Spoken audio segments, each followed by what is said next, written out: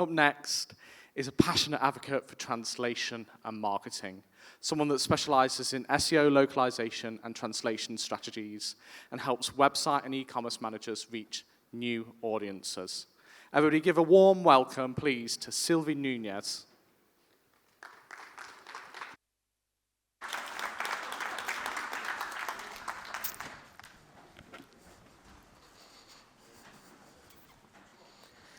Hello.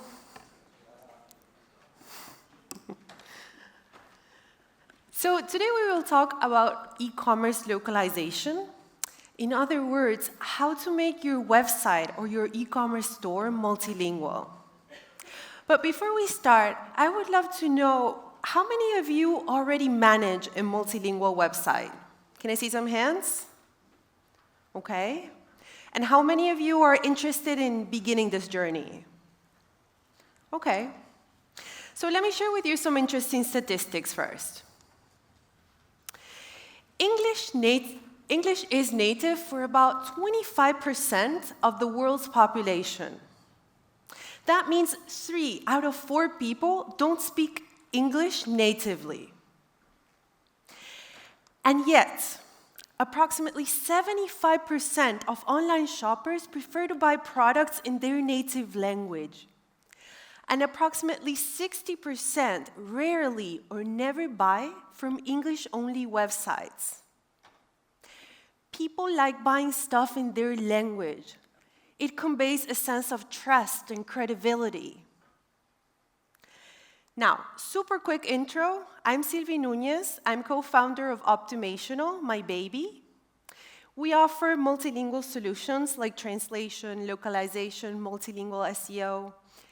So the insights that I will cover today are best practices that I help my own clients implement in order to expand to new audiences, to reach new markets.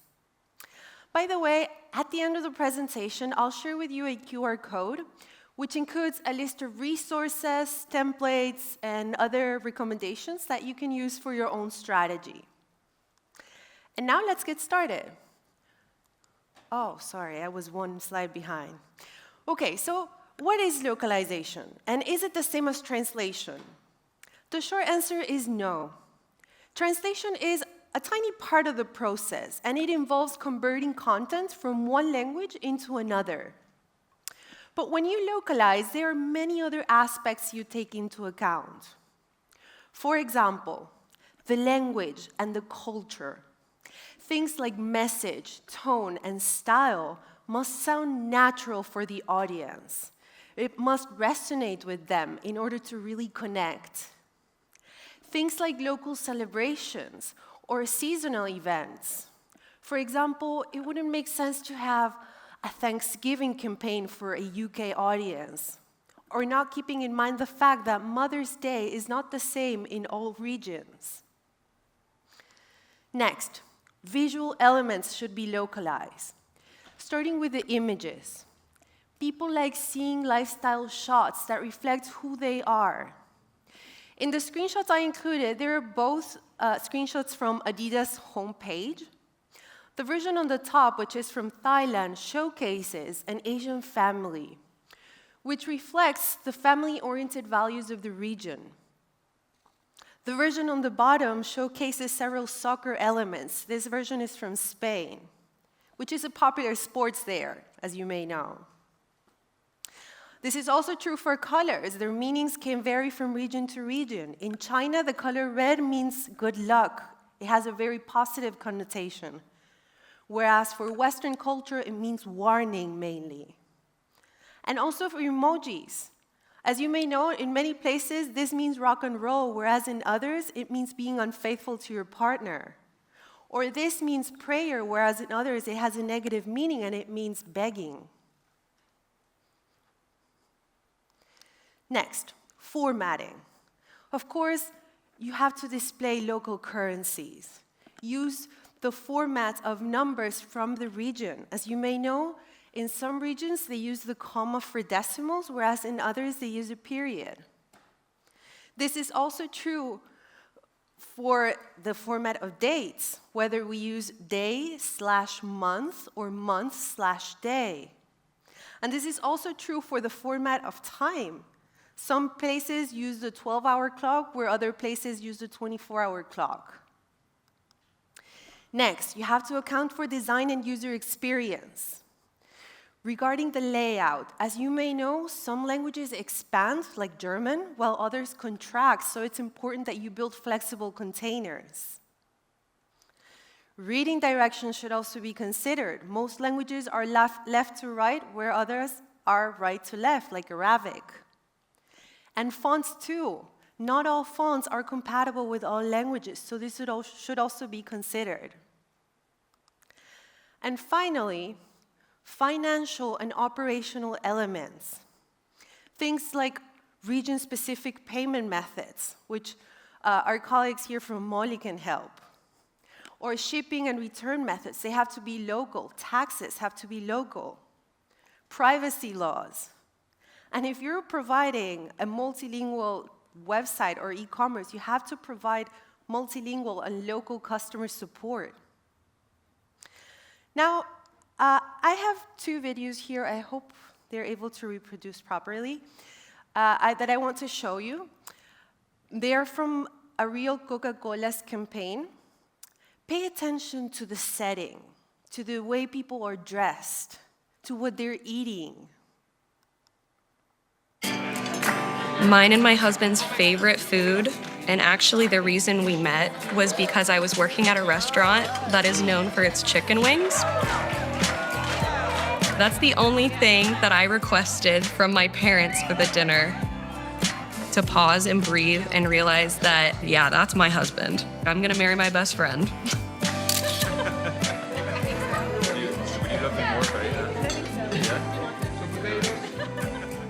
So this first clip is from the US, and now let's see the version from Argentina.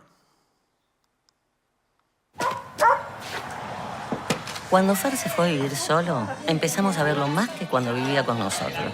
Es que tener que hacerse cargo del alquiler, del gas, la luz, no era nada fácil. Decía que nos extrañaba, pero lo que extrañaba era mi comida. Y ese día nació un ritual que tenemos. Yo le hago milanesas de sobra, y a él le sobran ganas de volver a casa.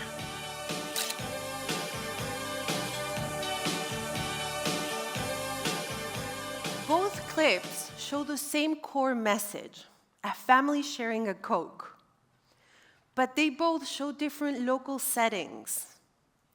By making these cultural changes, what Coca-Cola is doing is producing a campaign that deeply resonates with the audience. Localization is about more than just words. It's about making people feel at home, as if content had been designed for them. By doing this, you create community. You boost engagement, brand loyalty. But now let's start talking about best practices. First, make sure that you conduct market research before you start localizing. 4 things you can focus on: the audience, the market, the audience, the product fit, and the competition. When you research the market, think about its size, its growth potential, its economic stability. Are there any barriers to entry? When you think about the audience, think about their buying habits, their pain points, their communication preferences. When you think about the product fit, find out if your product or your services are aligned with what the audience is looking. If your pricing is aligned with what clients are willing to pay, what your unique value is.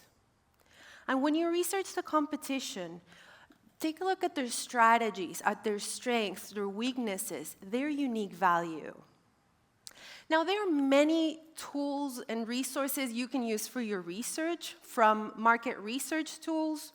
You can use your own website and social media statistics. You can even use AI. But I know it's tempting to skip this step, but remember that research reduces risk. So the more you know about where you're going and who you are targeting, the better you can plan. Next best practice, work with local experts. Your localization team may be made up of freelance translators. If you go with this option, I highly recommend that you look for official directories or LinkedIn. It can be made up of a localization agency.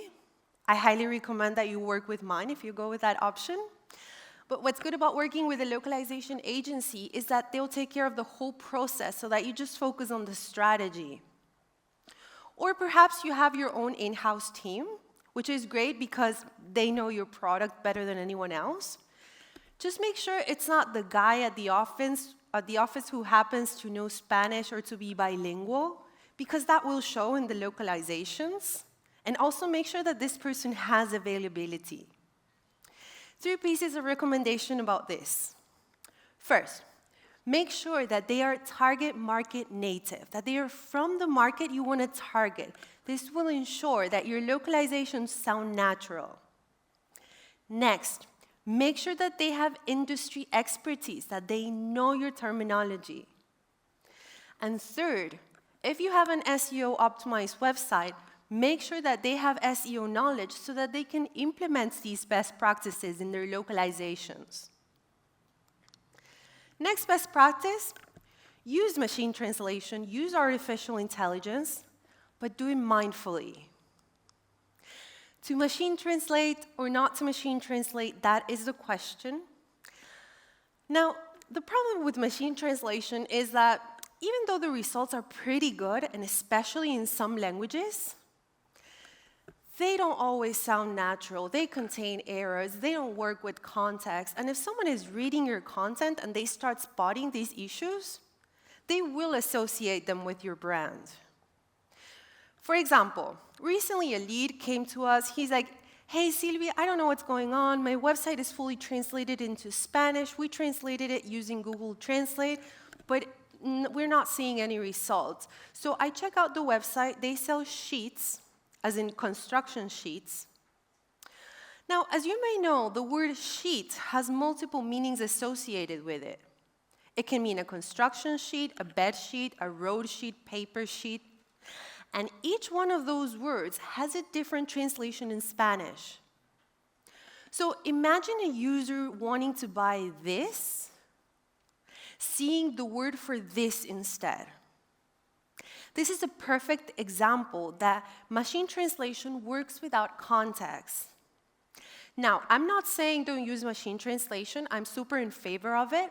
But for example, what you can do is you could combine workflows. You can use machine translation for content that is less relevant, that has a lower search volume, for user-generated content. And you could use a standard localization process for content that has more importance, more search traffic. And another piece of recommendation is that if you use machine translation, that you let your audience know. Let them know that the content they're reading is machine translated. You can do this by means of automatic disclaimers, by means of pop-ups, by means of buttons. There are many different resources and ways you can do it, but make sure you're transparent with your audience. And you may be wondering why I've talked about machine translation and not artificial intelligence, and there's a reason for that. Right now, June 2025, the results of machine translation are of higher quality than artificial intelligence. This is because AI takes many liberties. It omits information. It makes up information. For example, recently I told the AI to create an image of a traffic light, and this is what it created. As you can see, it's missing a color. This is also what happens in linguistic terms. Now, AI is still a great resource, but you can use it for the pre and for the post-localization. For example, you can use it to create resources, like, hey, help me create a style guide, help me create instructions, help me create a glossary. You can use it to ask for advice, such as, hey, I want to expand to a Chinese audience. Should I go with simplify or traditional Chinese? Or I want to speak to Spanish audience. Should I use formal or informal Spanish? You can use it to summarize or to simplify information. For example, if you want to meet certain character limitation. But remember, pre and post-localization process. Next, use translation tools. And by translation tools, I don't mean AI, I don't mean machine translation, I mean tools that are created for translations. These tools are called CAT tools. And they include many features. For example, they include glossaries, where you can store your preferred terminology. They include machine translation, which helps speed up the process. They include translation memories, where all of the translations are stored and can be later reused. They are compatible with many different file formats. They have API integrations. There are many integrations available for Magento. CAT tools can increase translation efficiency by around 50%, and they can lower translation costs by around 20 to 40%. So they're not only a great asset for translators to work more efficiently, to produce better results, but they're also a great asset for companies to keep their content centralized, to avoid manual work, to speed up, to keep costs down. Next, optimize your localizations with SEO. As you may know, there are many different kinds of SEO best practices, from keyword research to mobile optimization to backlinking. If you're not doing SEO, then start by implementing these practices on your source content, on your English content. If you are already doing SEO, then make sure that these best practices are implemented in your localization. I will focus on two today. First, conduct keyword research. Unfortunately, simply translating your keywords will not be enough. You have to conduct keyword research for every market and every language you are targeting. For example, let's say you had this keyword in Spanish, comprar zapatillas, and you were to translate it into English, you could end up with a keyword like buy trainers. But if you were targeting a US audience, a more appropriate keyword would be buy sneakers. So if you didn't conduct keyword research, you could end up losing on big opportunities. And this is just a very obvious example I've included, but search behavior and search intent also changes from culture to culture. And the next SEO best practice is that you translate your website attributes, URLs, meta titles, meta descriptions, alternative text and images, etc., and that you optimize these attributes with the keywords that you've identified. And last best practice is to perform testing and quality assurance before you launch your localized website. 3 things you can focus on: linguistic aspects, no typos, no grammatical errors, no inconsistencies. Also, make sure that everything is functionally working: forms, widgets, links, buttons. And finally, cultural things like formats, visuals, the message, the tone. These are some errors that we typically spot during the QAs. By catching these things up front, you will ensure that you provide a fully localized experience. Remember that what's good for users is good for SEO. And now we've come to the end of the presentation. In this QR code, you will find the resources that I mentioned: style guides, recommendations, and other useful resources. And on the QR on the bottom, you will find my LinkedIn profile. I'm quite passionate about this topic, so feel free to reach out with as many questions as you may have. Thank you so much for your time.